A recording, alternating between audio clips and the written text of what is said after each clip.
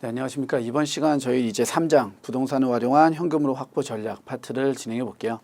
네, 앞 시간까지 이제 금융상품 봤으니까요. 이번 시간부터 이제 부동산을 이용한 현금으로 확보 전략들 한번 파악해 볼게요. 자, 먼저 목차를 좀 보면 1절, 2절, 3절, 4절까지 나와져 있는데요. 1절에 있는 부동산과 은퇴 설계는 부동산과 은퇴에 대한 개략적인 내용들, 그렇죠? 역대급 정부들이 실행했었던 다양한 정책들과 그 정책에 영향을 미치는 요인들 파악되어 있다고 보시면 될 것 같고요. 2절에 이제 수익용 부동산, 이 수익용 부동산들은 매달 임대료를 받는 부동산들이라고 생각하시면 되겠죠. 그 다음에 3절에 주택연금 및 농지연금은 주택을 갖다 주고요. 역으로 이제 연금을 받아 쓰는 이러한 형태들이 나온다라고 보시면 될 것 같고요. 마지막 4절에 거주주택의 축소나 이전을 통한 은퇴 설계 전략은 다운사이징 이런 예시를 좀 들으면 될 것 같아요. 그러니까는 원래 재직 중에는 큰 집에 살다가 은퇴하고 나서는 큰 집이 필요 없고 자녀들도 다 분가했기 때문에 작은 집에 가서 그 차액만큼 은퇴 자금으로 쓰고 매달 나가는 고정 비용을 줄이자라는 목적으로 가는 거주주택의 축소 파트가 4절이 되겠네요. 됐죠? 자, 그럼 이제 저희는 계속해서 교재 넘어가서요. 213페이지 1절에 부동산과 은퇴 설계를 조금 볼게요. 자, 1. 부동산 정책 변화와 부동산 시장. 부동산 시장이란 부동산을 팔고 사고 교환하고 사용하고 또한 개발하는 모든 활동에 참여하는 사람들 간의 활동과 상호작용을 하는 시장이라고 정의되어져 있다. 그러니까 이제 부동산 시장이라고 부르면 단순하게 집을 사고 팔고만 하는 게 아니라요. 사고 파는 거 당연한 거고요. 그걸 갖다가 활용을 하고 어떤 목적으로 쓸 거며 이걸 갖고 다양한 용도로 적용하겠다라는 것들을 다 묶어서 우리는 부동산 시장, 부동산 활동 이렇게 묶어버렸다라고 보시면 될 것 같아요. 계속 다음 단락에 안정적 부동산 시장 유지 또는 문제 개선을 위해 정부는 부동산 시장의 다양한 정책을 통해 시장에 개입하였다. 자, 이제 여기 나와 있는 내용들인데 이 정부의 시장 개입이에요. 이거하고 이제 부동산 자체 시장하고 이렇게 우리가 두 가지를 이제 요 1절에서 주로 많이 볼 거예요. 어떤 소리냐면 정부가 시장에 개입을 해버리면 어떤 식의 개입이 들어갈 거냐면요. 부동산 시장이 형성되는 가장 중요한 요인이에요. 당연히 수요와 공급이 되겠죠. 그러니까 정부의 그 시장 개입은요. 이 수요를 억제시키거나 공급을 증가시키거나 이런 식의 방향을 틀어서 시장의 안정화가 목적이지 부동산 가격을 하락시키는 게 목적이 아니에요. 그래서 이제 보통 시장의 안정화라고 하는 표현들은요. 충분한 공급량이 존재해서요. 수요자들이 언제든지 사고 싶을 때 매수할 수 있게 되는 이러한 상황을 보통 안정화라는 개념으로 봐요. 그러다 보니까 이제 정부가 시장을 개입하는 것들이 거의 대부분 다 가격을 하락시키기 위한 요인들을 보이는데 그 이유는 현재 부동산 시장이 그렇죠. 가격 상승폭이 상당히 높다 보니까 일단 얘를 먼저 잡아놔야지 시장이 안정화된다는 판단에 이러한 전략을 보통 쓰겠죠. 그럼 이제 정부가 쓰는 이런 전략들이 과연 시장에서 얼마만큼 효과가 있냐라는 부분들도 한번 고민을 해봐야 되는데요. 자, 우리가 시장은요 여기 나와 있는 것처럼 수요와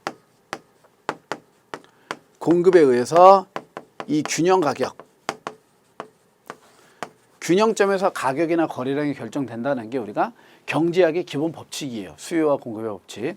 근데 이 수요와 공급의 법칙을 정부가 들어가서 아무리 수요를 억제하려고 해도요. 뭐가 있냐면 사람들의 학습 효과가 있죠. 부동산을 사고 기다리면 가격은 오르더라 라는 학습 효과가 있기 때문에 정부의 다양한 수요 억제 정책에도 불구하고 이 수요가 줄어들지 않는 거예요. 그럼 왜 그럴까? 왜 그럴까라고 봤을 때는요. 아주 구조적인 문제 중에 하나, 기본적인 문제들인데요. 이 부동산 시장에서 특히 국내 가장 큰 문제들은 첫 번째 인구예요. 이 인구라는 게 이 부동산 가격에 왜 또 중요하게 영향을 줄 수밖에 없냐면 수요와 공급을 다 결정짓는 게 바로 이 인구죠. 그러니까는 공간은 적은데 여기에 살고자 하는 수요자는 많은 거죠. 공간이 적다라는 건 어떤 의미야? 부동산은 공급 곡선이 완전 비탄력적이기 때문에요. 토지의 양을 늘릴 수가 없어요. 그러니까 공급량 자체는 일정하게 유지되어지는데 수요자는 여기 살고 싶어 하는 사람들은 계속 많아지니까 가격은 계속 올라갈 수밖에 없는 거죠. 이해되시죠? 그러니까 이런 인구 구조적인 측면에서 아무리 시장에 억제책을 갖다 써놔도 부동산 가격이 많이 오르고 여기에 이거 집 사면 세금 많이 낸다라고 한다고 해서 지금 내가 살고 있는 집을 당장 팔고 떠나서 그 생활권을 벗어날 수는 없잖아요. 이해되시죠? 그러니까 이 사람들이 이 수요 억제책들이 강하게 영향을 못 주는 거예요. 그럼 이제 공급량을 늘려야 되는데 방금 이야기했던 것처럼 부동산은 공급 곡선이 완전 비탄력적이기 때문에요. 여기서 제가 이제 부동산의 공급 곡선이 비탄력적이다라고 표현하는 것들은 토지에 한해서 이야기하는 거예요. 우리 건물들은 수직 증축을 통해서 위로 올릴 수가 있죠. 근데 이제 공급에 대한 부분도 우리가 보통 부동산에 대한 법정 용어는 토지 및 그 정착물이라고 해서 토지를 메인으로 봐요. 토지는 한정돼 있으니까 지을 수 있는 집들은 무한하지 않겠죠. 층수 규제 또한 있으니까 용적률에 대한. 그렇기 때문에 아무리 늘리려고 해도 공급을 상승시키는 데는 제한이 있을 수밖에 없는 거예요.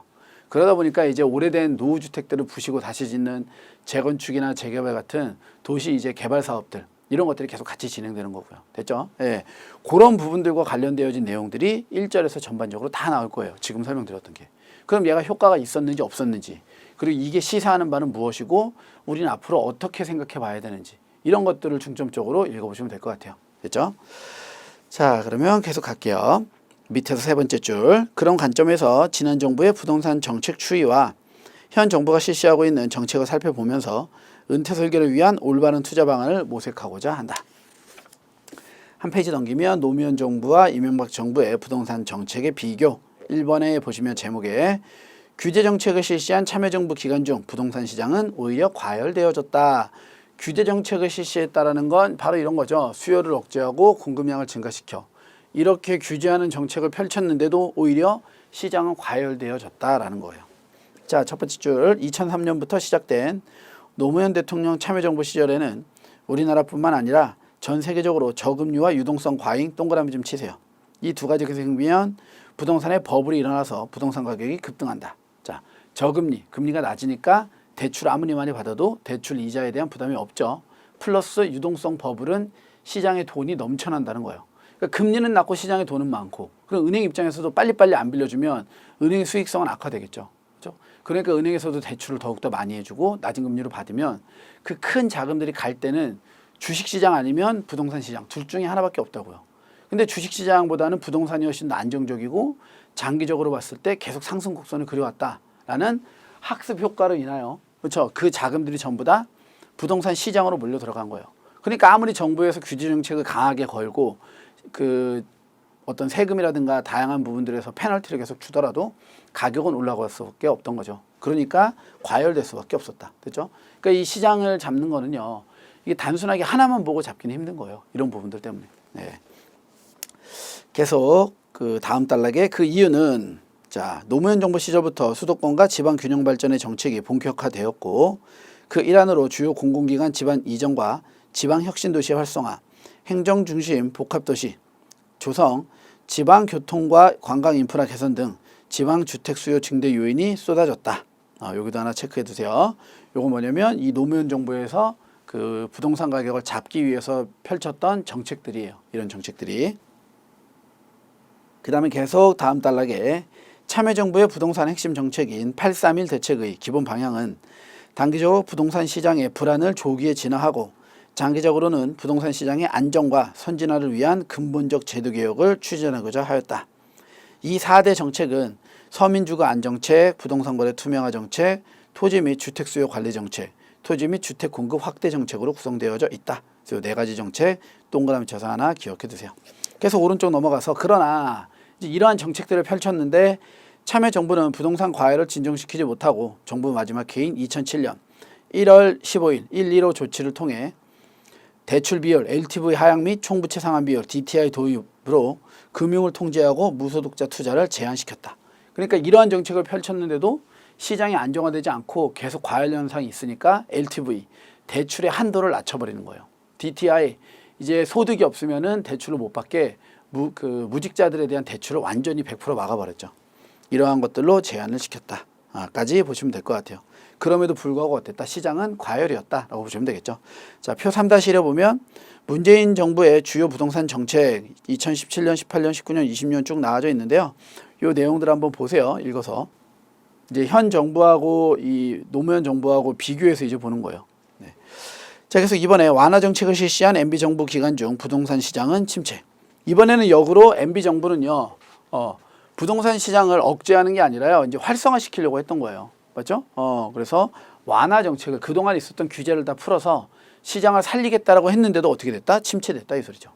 이명박 MB 정부 출범 초기인 2008년 9월 리먼 브라더스 파산을 시작으로 불어닥친 글로벌 금융위기로 인해 부동산 시장 침체가 시작되어졌다. 됐죠? 자, 여기도 이제 앞서 내용이랑 동일하게 앞서 나와 있었던 노무현 정부 시절에서는 저금리와 유동성이 넘쳐났기 때문에 시장을 잡는 데 실패했던 것처럼 이 이명박 정부에서는 그 완화 정책을 펼쳤음에도 불구하고 시장이 침체로 갔던 거는요. 우리 리먼 브라더스사, 그렇죠? 우리 2008년 미국발 금융위기의 원인이 되었던 자산 가격 붕괴 현상들로 인하여 전 세계적으로 부동산 시장 자체가 침체로 빠졌어요. 이때는 어떤 완화 정책을 펴도 시장 심리 자체가 죽어버리니까 힘든 거예요. 그러니까 이제 이 뒤에 교재를 조금 더 봐야 되겠지만 시장을 우리가 형성하는 수요 공급적인 측면에서요. 수요와 공급을 정부가 들어가서 아무리 억제해봐야 그거보다도 더 강한 건 뭐냐면요. 투자자들이요. 수요자들의 심리예요. 그러니까는 사야 될지 말아야 될지에 대한 학습 효과들이 이미 강한 거예요. 이 왜 2008년도에는 미국발 금융위기가 자산 가격을 계속 하락시키고 일어서지 못하겠냐면요. 2002년 금융위기를 한번 겪었어요, 실은. 2002년도에 금융위기로 부동산 가격이 3년, 4년 이상 주저앉는 경우를 우리가 겪었거든요. 그게 이제 계속 안 좋아지니까 전 세계적으로 유동성을 풀어내고 금리를 낮춰서 시장을 활성화시켰다고요. 그 영향이 노무현 정부에서 부동산 가격의 급등을 이끈 거고요. 그 다음에 2008년도에 금융위기가 다시 한번 터지니까 우리가 2002년도에 경험했으니까 두 번은 안 당해 라고 생각하고 모든 매수자들은요. 부동산 매수를 일단 정지하고 스탑하고 관망세로 돌아선 거예요. 그러다 보니까는 시장에서 아무리 대출을 많이 해주고 금리를 낮춘다고 해도 부동산 가격은 쉽게 회복되지 않았던 거죠. 됐죠? 예. 그러니까 이게 훨씬 중요한 거예요. 여기 투자자들의 이 학습 효과들, 심리적인 측면들을 어떻게 잡아내냐. 이 심리 요인을 가장 중요하게 바라봐야 된다 이 소리죠. 됐죠? 예. 계속 넘어와서요. 위에서 네 번째 줄. MB 정부는 주택 투자와 거래가 위축되면서 매매가 상승률이 크게 줄었다. 이에 대한 반작용으로 본격화된 것이 전세난이다. 이명박 정부는 전세난 심화의 원인을 공급 부족에 두고 수도권 그린벨트를 해제하여 중소형 아파트인 보금자리 주택을 공급했으나 민영 건설사들의 중소형 아파트 분양 시장과 겹치면서 경쟁력을 잃은 건설사들의 분양 시장을 위축시키기만 하고 전세난 해소에 효과를 거두지 못했다. 그러니까 공급을 늘렸음에도 불구하고 그 공급 또한 시장에 영향을 많이 못 미쳤다. 됐죠? 그 다음 단락이에요. 앞서 노무현 정부와 이명박 정부의 부동산 정책을 비교해 본 바와 같이 부동산 과열을 잡으려 했던 노무현 정부는 주택가격의 폭등을 가져왔고 부동산 시장 부양을 추구했던 이명박 정부는 오히려 하락세에서 벗어나지 못했다. 이러한 현상은 부동산 정책만으로는 부동산 경기를 인위적으로 조작할 수 없다는 한계와 시장의 실패를 볼 수가 있다 해서 반드시 기억해 두셔야 돼요. 그러면서 또 한 가지 중요한 거는요. 그러나 이러한 정책은 2, 3년 후 시장에 영향을 미치는 정책 효과의 시차를 둔 시장 반영에 대해서 유의할 필요가 있다는 거는요. 그런 부분도 한 번은 생각해 보자요. 무슨 소리냐? 보세요. 예를 들어 공급으로 가볼게요. 2010년도에 공급을 확대하기로 정부 정책이 결정이 났어요. 그러면 이제 우리 보통 한 2011년도에 이때 이 정책이 효과가 있었냐 없었냐 국회 뭐 이런 데에서 서로 따지죠. 네가 부동산 가격을 잡았니 못 잡니 싸워가면서 하죠. 그랬을 때 이제 가격이 안 잡혀 있으니까 너는 실패한 거야. 어떻게 정책을 낼 때마다 실패하니라는 이야기를 할 수는 있지만요. 이것들은 뭘 하나 생각해 봐야 되냐면 공급을 확대하겠다고 이야기를 한 거죠.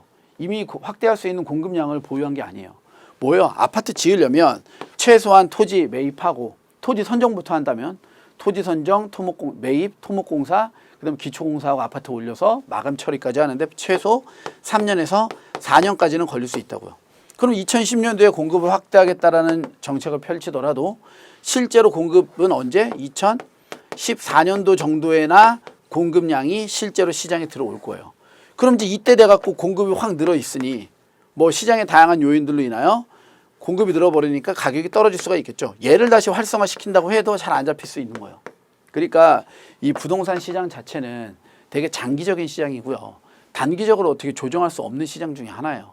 그렇기 때문에 장기적인 측면에서 고려해봐라 라는 내용들이 여기에 나와 있는 거예요. 됐죠? 그래서 정책 시행은 2, 3년 후에 효과를 낼 수도 있으니 그러한 점들을 유의하자.